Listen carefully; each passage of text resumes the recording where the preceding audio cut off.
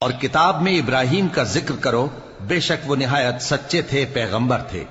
جب انہوں نے اپنے باپ سے کہا کہ ابا، آپ ایسی چیزوں کو کیوں پوچھتے ہیں جو نہ سنیں اور نہ دیکھیں اور نہ آپ کے کچھ کام آ سکیں؟ ابا، مجھے ایسا علم ملا ہے جو آپ کو نہیں ملا، تو میرے ساتھ ہو جائیے، میں آپ کو سیدھی راہ پر لے چلوں گا۔ ابا، شیطان کی پوجا نہ کیجیے، بے شک شیطان اللہ کا نافرمان ہے۔ ابا، مجھے ڈر لگتا ہے کہ آپ کو اللہ کا عذاب آ پکڑے تو آپ شیطان کے ساتھی ہو جائیں۔ اس نے کہا کہ ابراہیم، کیا تو میرے معبودوں کے خلاف ہے؟ اگر تو باز نہ آئے گا تو میں تجھے سنسار کر دوں گا اور تو ہمیشہ کے لیے مجھ سے دور ہو جا۔ ابراہیم نے سلام علیکم کہا اور کہا کہ میں آپ کے لیے اپنے پروردگار سے بخشش مانگوں گا، بے شک وہ مجھ پر نہایت مہربان ہے، اور میں آپ لوگوں سے اور جن کو آپ اللہ کے سوا پکارا کرتے ہیں ان سے کنارہ کرتا ہوں اور اپنے پروردگار ہی کو پکاروں گا۔ امید ہے کہ میں اپنے پروردگار کو پکار کر محروم نہیں رہوں گا۔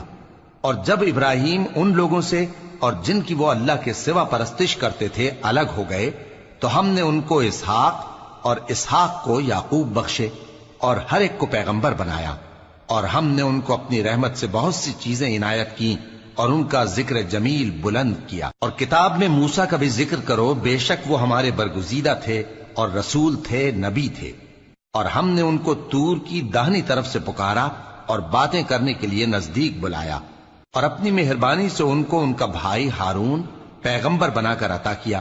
اور کتاب میں اسماعیل کا بھی ذکر کرو، وہ وعدے کے سچے اور رسول تھے، نبی تھے، اور وہ اپنے گھر والوں کو نماز اور زکوٰۃ کا حکم کرتے تھے اور اپنے پروردگار کے ہاں پسندیدہ تھے۔ اور کتاب میں ادریس کا بھی ذکر کرو، وہ بھی نہایت سچے تھے، نبی تھے، اور ہم نے ان کو اونچی جگہ اٹھا لیا تھا۔ یہ وہ لوگ ہیں جن پر اللہ نے اپنے پیغمبروں میں سے فضل کیا، یعنی اولاد آدم میں سے اور ان لوگوں میں سے جن کو ہم نے نوح کے ساتھ کشتی میں سوار کیا، اور ابراہیم اور یعقوب کی اولاد میں سے اور ان لوگوں میں سے جن کو ہم نے ہدایت دی اور جنہیں برگزیدہ کیا۔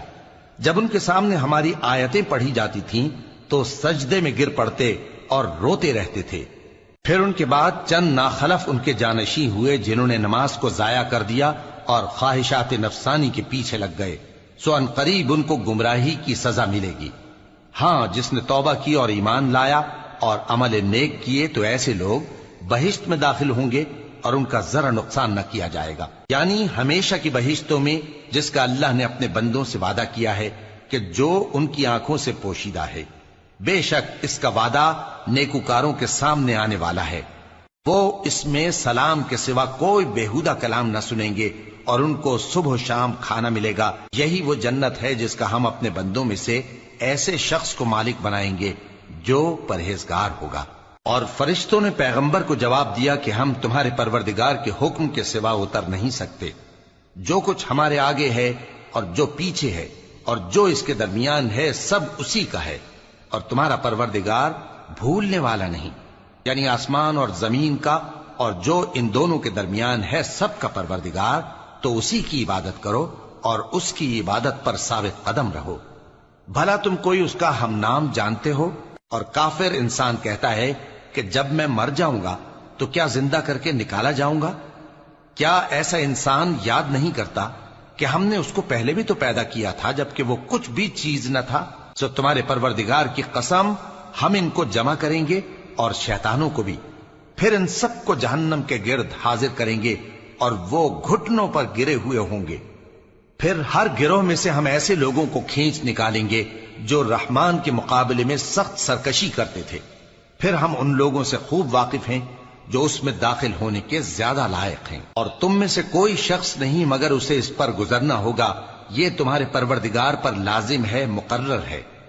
پھر ہم پرہیزگاروں کو نجات دیں گے اور ظالموں کو اس میں گھٹنوں کے بل پڑا ہوا چھوڑ دیں گے۔ اور جب ان لوگوں کے سامنے ہماری آیتیں پڑھی جاتی ہیں تو جو کافر ہیں وہ مومنوں سے کہتے ہیں کہ دونوں فریق میں سے مکان کس کے اچھے اور مجلسیں کس کی بہتر ہیں، اور ہم نے ان سے پہلے بہت سی امتیں ہلاک کر دیں، وہ لوگ ان سے ٹھاٹ باٹ اور نمود و نمائش میں کہیں اچھے تھے۔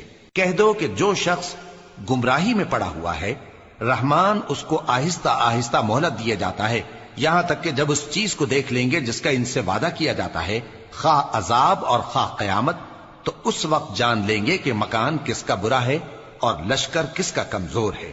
اور جو لوگ ہدایت یاب ہیں اللہ ان کو زیادہ ہدایت دیتا ہے، اور نیکیاں جو باقی رہنے والی ہیں وہ تمہارے پروردگار کے ہاں صلے کے لحاظ سے خوب اور انجام کے اعتبار سے بہتر ہیں۔ بھلا تم نے اس شخص کو دیکھا جس نے ہماری آیتوں سے کفر کیا اور کہنے لگا کہ اگر میں اثر نو زندہ ہوا بھی تو یہی مال اور اولاد مجھے وہاں ملے گا؟ کیا اس نے غیب کی خبر پالی ہے یا اللہ کے یہاں سے عہد لے لیا ہے؟ ہرگز نہیں، یہ جو کچھ کہتا ہے ہم اس کو لکھتے جاتے اور اس کے لیے آہستہ آہستہ عذاب بڑھاتے جاتے ہیں، اور جو چیزیں یہ بتاتا ہے ان کے ہم وارث ہوں گے، اور یہ اکیلا ہمارے سامنے آئے گا۔ اور ان لوگوں نے اللہ کے سوا اور معبود بنا لیے ہیں تاکہ وہ ان کے لیے موجب عزت ہوں۔ ہرگز نہیں، وہ معبود ان کی پرستش سے انکار کریں گے اور ان کے دشمن و مخالف ہوں گے۔ کیا تم نے نہیں دیکھا کہ ہم نے شیطانوں کو کافروں پر چھوڑ رکھا ہے کہ وہ ان کو خوب اکساتے رہتے ہیں؟